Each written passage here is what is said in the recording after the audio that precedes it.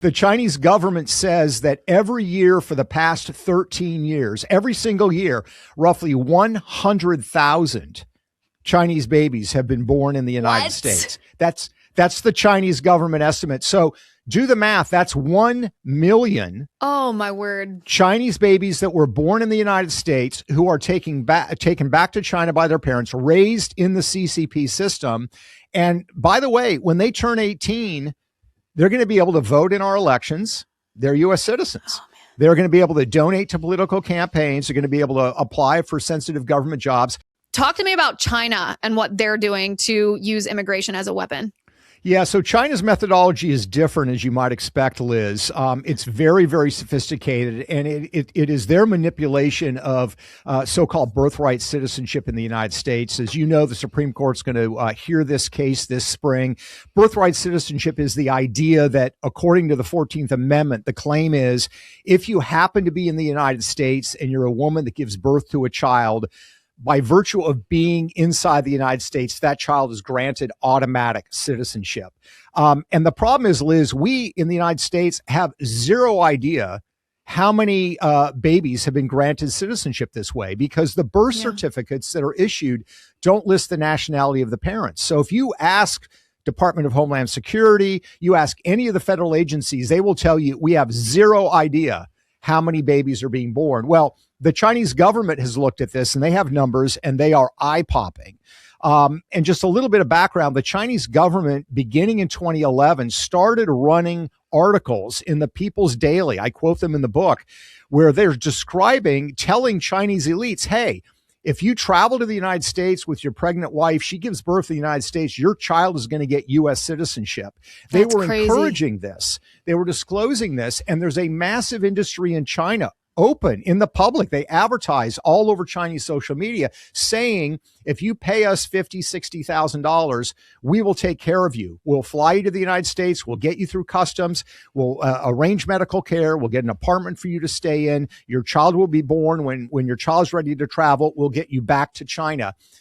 So they've done this. So how many people are we talking about? Yeah. What kind of numbers are we talking about here? Because I've heard of isolated incidents of this, kind of like the birth tourism, but what is the actual number? Well, it's massive. It's like spring break tourism. The Chinese government says that every year for the past 13 years, every single year, roughly 100,000 Chinese babies have been born in the United States. That's the Chinese government estimate. So do the math. That's 1 million. Oh, my word. Chinese babies that were born in the United States who are taken back to China by their parents, raised in the CCP system. And by the way, when they turn 18, they're going to be able to vote in our elections. They're U.S. citizens. They're going to be able to donate to political campaigns. They're going to be able to apply for sensitive government jobs. And let's remember that 2016 presidential election, Trump, Hillary Clinton, it was settled by like 72,000 votes. So this is a massive, massive, massive vulnerability. And this wave is going to start cresting. Sorry. Oh, I'm sorry. My mind is blown here. My mind, 1 million new voters that are essentially Chinese communists. I mean, it's not like they're going to vote. It's not like they're going to vote for Trump. It's not like they're going to vote the way that they want to. They're going to vote the way that the Chinese Communist Party tells them to. That could change the course of not just one election, but our entire country. Yeah, no, you're exactly right, Liz. And let me just add one other component to this. And we don't have numbers for this. I don't think the numbers are as big, but they're significant. The added problem is this problem of surrogacy. So you have these companies in China that get wealthy, members of the CCP businessmen to hire American women to be surrogates to carry their children for them.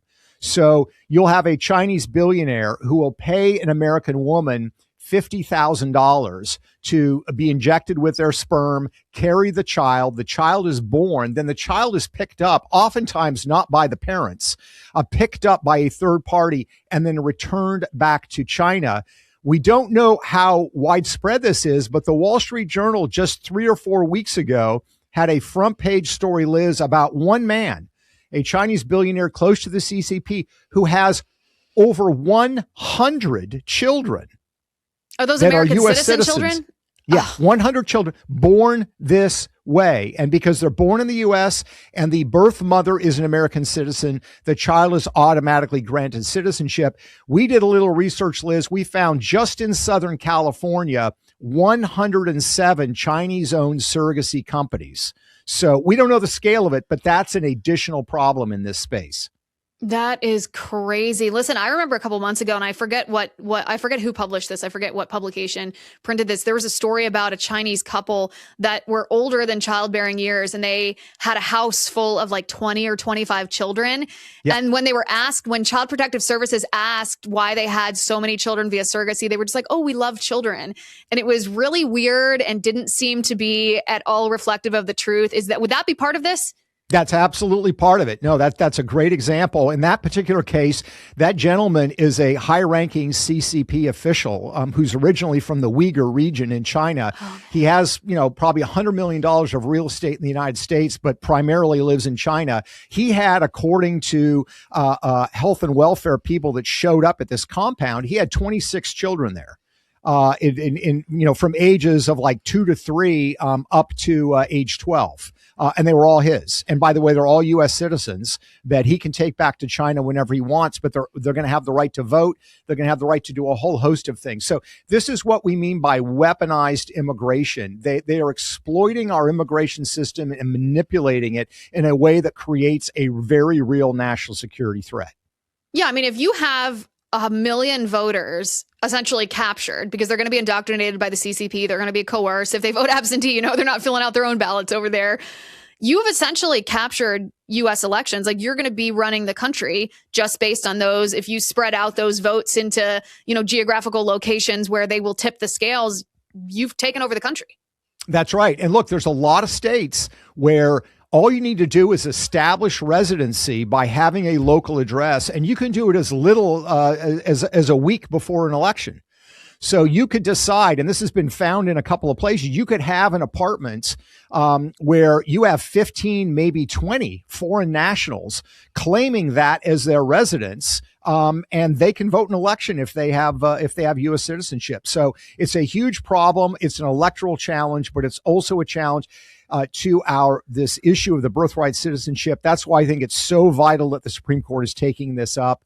I have reason to believe that there are briefs being filed with the Supreme Court. They're going to be talking about the research in my book, raising this issue, because again, people think, somebody's here on vacation and they're pregnant and they happen to give birth and okay, what's the big harm? That's not the problem. It is widespread, wide scale, industrial in terms of what the Chinese are doing. I think you're watching in real time my mind being changed about an issue, because I was always on the birthright citizenship issue. I was always like, okay, well, whether or not you agree with that, that's what's written in the Constitution. So if you want to change the Constitution, change it. But there are ways to do that. Don't try to twist the words and pretend they mean something else. Like, it is what it is. And I think you've changed my mind on this. I mean, if this is something that is being, not just can be, not just vulnerable to, but if it is being actively weaponized to take over our country, then we have to stop it. We have to change it. It has to end. Yeah, I mean, Liz, I think, part of it will come down to, I'm not an attorney, so I'm just going to give that caveat, but part of it comes down to this issue of under the jurisdiction thereof, right? That people are granted birthright citizenship under the jurisdiction thereof. And the question is, if you are a Chinese couple that flies into the United States for 3 weeks, a week before she gives birth, and 2 weeks later you fly back to China and the child doesn't live here at all, ever, until they're 18 and they decide to activate that person, is that person really subject to the jurisdiction of the United States? I think common sense would say no, they're not. So why would that person be granted citizenship? But we'll see what the legal arguments are. But I'm similar to you. I kind of assume that this was not a wide scale problem. It absolutely is. It's being exploited by the Chinese. There are other people that are certainly aware of this. There are other services that provide this for Indian couples, for Russian couples, fly them in. It's called birth tourism. And the tourism industry in that space, at least, is booming.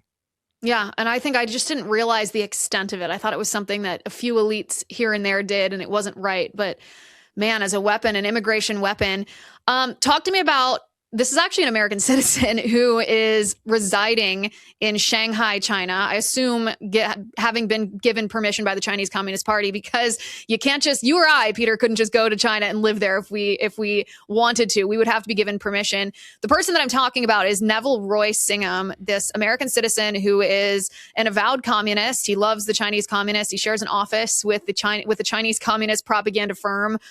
He's been cited at their propaganda conferences carrying a notebook, a red notebook with a hammer and a sickle on it. He was part of, radical, actually black communist and Marxist groups here in the United States before he fled. We exposed him last summer as being one of the big funders, indirectly through this kind of nebulous web of innocuously named leftist groups. One of the big funders of the violent riots that we've seen in the United States, whether it's on college campuses, in the name of pro-Hamas, quote unquote, free Palestine, Students for Justice in Palestine funds, whether it's the Party of Socialism and Liberation, a big organizer out in the LA area for those riots. But talk to me about what you have reported additionally on him in this book, because I know my audience, we were among the first to be talking about him. So they're very eager for the new information that you're bringing. Yeah, well, thank you, Liz, and you've done great reporting on this issue. I first ran into Roy Singham when I was researching my previous book, Blood Money, and we actually put him on the cover. And people would say, I recognize all these people except this guy. And I said, well, that's Neville Roy Singham. And I explained who he is, and you've done that as well. I mean, this is a guy who built a tech firm in the United States. He was an avowed Marxist, which is kind of weird that you're a Marxist and a businessman. But anyway, he was. He sold that business to an investment fund in London and made $1 billion personally off of that deal. What's interesting about the investment firm that bought him, they bought his company, by the way, is that investment firm is partly owned by China's sovereign wealth fund, which is their government investment fund. So Neville Roy Singham now has $1 billion. He decides, I'm going to go live in Shanghai. That's where I want to live. Anywhere on the planet I can live, I'm going to go and live in Shanghai. He does. He's friendly with the CCP. He's funneled more than $100 million into a network that includes a group called the People's Forum in New York. Now, you remember earlier, Liz, I was talking about this Mexican member of Congress who said he was organizing the militancy and meeting and speaking to groups. He actually went and spoke at the People's Forum in New York about the ability of migrants from Mexico to work jointly with radicals like Antifa. So there is a kind of a merging of interests here. And you're quite right. Singham favors violent radical change in the United States. And he's done it overseas in other countries where, he's been identified as a national security threat, like India, for example. So this is a real problem. And again, it shows how immigration has been weaponized, because the breeding ground for a lot of these radical movements. Yes, in Minneapolis, we see, the 50-year-old lady, blowing her whistle, and we see the radicals. But a big part of this movement are immigrants, and they have been radicalized in their home countries. They come to the United States, and in the United States, their goal is to continue to spread and to perpetuate the revolution. That's why we need to have an absolute vigorous process of vetting people that we even allow to come here on a visa. Because when you look at, for example, some of the religion visas, the R1 visas, particularly in the Islamic space, the vast majority of radical imams that are preaching at mosques in the United States, they're not Americans. They come here on these R1 visas, and they talk about going to war against Western civilization. They talk about tearing down the United States. And we've got to get smart about this, or we are going to be looking ultimately, I think, at the collapse of the United States in the not too distant future. It's going to get that bad. Listen, and meanwhile, while radical imams are coming here and preaching the downfall of our country, Catholic priests who are coming here as missionaries are being sent back to their home countries because they can't get their visas renewed. The system is completely messed up. Listen, Peter, I don't know if I ever told you this before. I might have told you the last time we spoke. I think the last time we saw each other was at that Heritage event a couple years ago. Yes. And we did that interview on stage. And I forget if I told you this or not, but something that you do in your books has served as an inspiration for something I've done in my books now, which is at the very end to to prescribe a solution to the problems that you expose. And I've always thought that you have done that very well, because you don't take an entire half book to do that. You just say, listen, this is the intricacy of the problem, and here's how it can easily be fixed. And I think that's one of the reasons, beside your reporting, why your books are such effective. It's not just a message, it's actually a political change that you are affecting here. And so I know you have to go quickly. I'm going to keep you for an extra 2 minutes because I want to hear what government officials should do about the weaponization of our immigration system. Well, thank you for those kind words, Liz. And I've always admired your work on the podcast and in your books. The solutions are simple. Now, some of them require congressional action, which is not so simple. But among the things I talk about is we need to end the practice of dual citizenship. You need to be an American citizen. You should not be an American and a Chinese citizen, or American and a Mexican citizen. I think it's a question of where is your heart, where is your commitment. So that's one of the things I call for. The other thing I call for is a radical overhaul of our visa system and the way that we use it.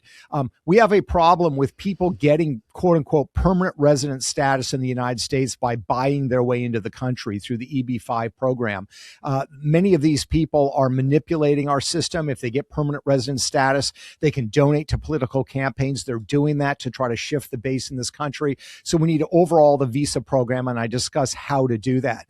The third thing we need to do is stop doing stupid things. I mean, one of the things I mentioned in the book is we right now in the United States are training hundreds of Chinese pilots at private flight schools, some of whom are going to be flying for the People's Liberation Army Air Force, squaring off against our pilots. That's ridiculous. I thought we learned from 9/11. We don't want adversarial people in our flight schools. So that should be a quick fix as well. But there are things we can do. I would tell people, don't get overwhelmed with the problems we face. They are real. They are massive, but there are solutions, and you've got to have faith that there is a path forward. And I believe that there is. Again, your books are some of my favorites of all time. I never miss one of them. Guys, go get Peter Schweizer's new book. We'll put the cover on the screen for you one more time. Peter, I could talk to you for hours. I know you're a busy man. It's book launch week, so we're going to let you go. But thank you for being on the show. It was a pleasure to talk to you. Thanks so much for having me, Liz. Take care. Of course. Okay, guys, The Invisible Coup by Peter Schweizer was out yesterday. How American elites and foreign powers use immigration as a weapon. It's really mind-blowing. Really, truly mind-blowing to hear how coordinated of an apparatus the Mexican government has, using their consulates to actually coordinate the domestic civil unrest in our country. And then this Chinese plot to use birth tourism and surrogacy to create new American citizens that aren't really Americans. They're just born here. They get birthright citizenship. They are taken back to Chinese mainland, indoctrinated into communists. Then when they turn 18, they are deployed to vote to take over our elections. It is shocking.